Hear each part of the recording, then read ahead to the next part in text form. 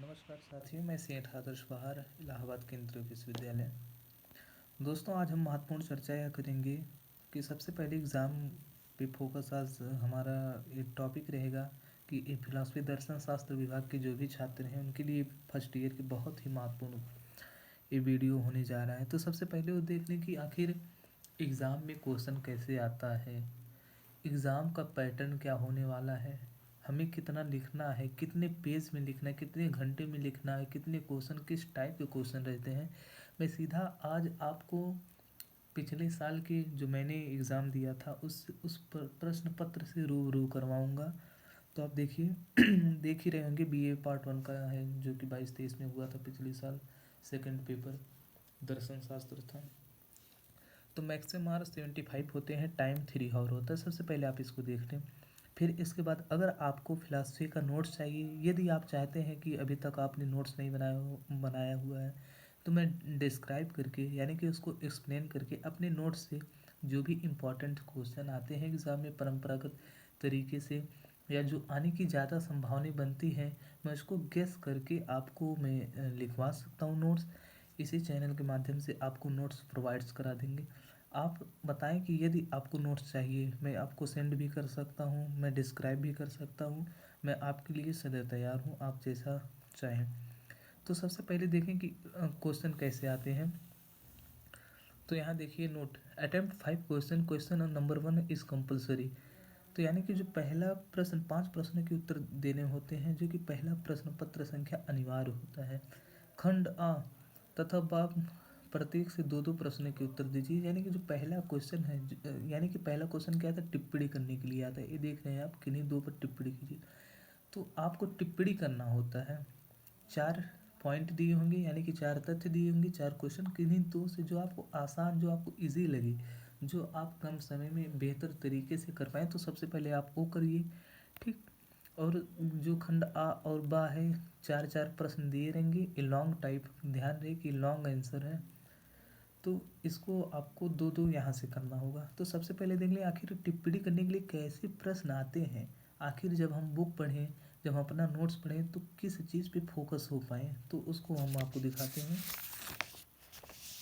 ये देखिए, जब आप बौद्ध धर्म पढ़िएगा तो अष्टांगिक मार्ग, त्रिरत्न, ये सब चीज़ों की बहुत ही फोकस होकर काम करिएगा। जैन धर्म पढ़िए तो पंच महाव्रत पे विशेष बल दीजिएगा, और बौद्ध पढ़ते तो अष्टांगिक मार्ग। ये आप अगर 10 ईयर देखें तो ये सब ट्रेडिशनल क्वेश्चन हैं, अक्सर आते रहते हैं। ठीक। अब साधन चतुष्टय क्या है, शंकराचार्य के दर्शन में साधन चतुष्टय की अवधारणा। ठीक। अनेकांतवाद, यहाँ हम सिर्फ क्वेश्चन पेपर से आपको रूबरू करवा रहे हैं। यदि आप चाहते हैं नोट्स, यदि आप चाहते हैं कि डिस्क्राइब करूँ, मैं इसका एक्सप्लेनेशन करूँ, आपको आपका नोट्स बनवा दूँ, तो मैं कर सकता हूँ समय निकाल के आपके लिए। ठीक, उसको हम कर देंगे। आप कमेंट में हमें बताइएगा जैसी आपकी जो सुविधा लगे। जीवन मुक्ति एवं विदेह मुक्ति। ठीक। ये देखिए, अब लॉन्ग टाइप के कैसे क्वेश्चन आते हैं, यहाँ देखिए, ये चार प्रश्न आपको सौंपे गए हैं। ठीक। 1 2 3, ये 4 हो गया, 5वां इधर हो गया, यानी कि 4 वो है। ठीक। तो स्यादवाद के सिद्धांत की आलोचनात्मक विवेचना करिए। तो आपको विवेचना करने के लिए आता है, स्यादवाद पे टिप्पणी करने के लिए आलोचनात्मक। ठीक। आप सबसे पहले स्यादवाद लिखेंगे, ये है क्या। इसके बाद आप जो है इसमें कोटेशन करिए कि कौन से दार्शनिक, कौन से इसमें कोट करते हैं। फिर बौद्ध दर्शन के अनुसार निर्वाण के स्वरूप की व्याख्या कीजिए। ये सब मेरे नोट्स में है। वो फिर जो आगे आएंगे इस एग्ज़ाम में इस साल, वो भी मेरे नोट्स में ही है। अब बौद्ध दर्शन के निर्वाण के स्वरूप की व्याख्या कीजिए। फिर सांख्य दर्शन का प्रकृति क्या है, मैंने लिखा है, मेरे नोट्स में है। प्रकृति के अस्तित्व को सिद्ध करने के लिए युक्तियों की विवेचना कीजिए। तो प्रकृति को सिद्ध करने के लिए भेदा नाम परिमाणात समन्वयात शक्तिता प्रवृत्तेश च कारण कार्य विभागात अविभागात वैसे रूपस। ये प्रकृति के बारे में दिया है। यहाँ ईश्वर की सांख्य कारिका की बात आती है, पुरुष का स्वरूप अगर सिद्ध करने के लिए आता है। अब सांख्य दर्शन में विकासवाद के सिद्धांत की व्याख्या कीजिए। अब देखिए, यहाँ से 2 प्रश्न आप जो भी आपको इजी लगे, यहाँ से 2 प्रश्न आप कर लीजिए। ठीक। अब खंड बा पे आप चले आइए। तो यहाँ पे शंकर के अनुसार माया की अवधारणा को स्पष्ट कीजिए। शंकराचार्य के दर्शन में माया क्या है, आपको उसको डिस्क्राइब करना है। शंकर के अनुसार ब्रह्म के स्वरूप की व्याख्या कीजिए। चाहे माया या ब्रह्म आता ही हर साल ये सब क्वेश्चन देखिए आते हैं, और फिर जो मैं नोट्स बनवा दूंगा आपको।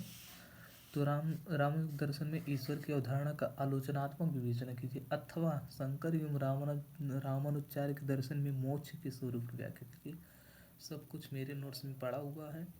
यदि आप चाहें तो आप कमेंट के माध्यम से हमें बताएं, हम आपका एक बेहतरीन तरीके से, बहुत ही बेहतरीन ढंग से नोट्स बनवा सकते हैं और ये आपकी एग्ज़ाम में आने की पूरी संभावना होगी, एकदम 100%। बाकी यदि आप चाहते हैं और मैं किन विषयों को लेकर डिस्क्राइब करूं, एनालिसिस करूं, तो आप कमेंट के माध्यम से बताएं। जो भी आपका कॉम्बिनेशन हो, मैं हर एक संभव प्रयास करूंगा कि आप लोग परीक्षा में बेहतर कर सकें। ठीक, इसके लिए आपको बहुत बहुत शुभकामनाएं देता हूं कि आप इस चैनल के माध्यम से जुड़े हुए हैं, और इस चैनल को ज़्यादा से ज़्यादा शेयर करें अपने मित्रों के साथ।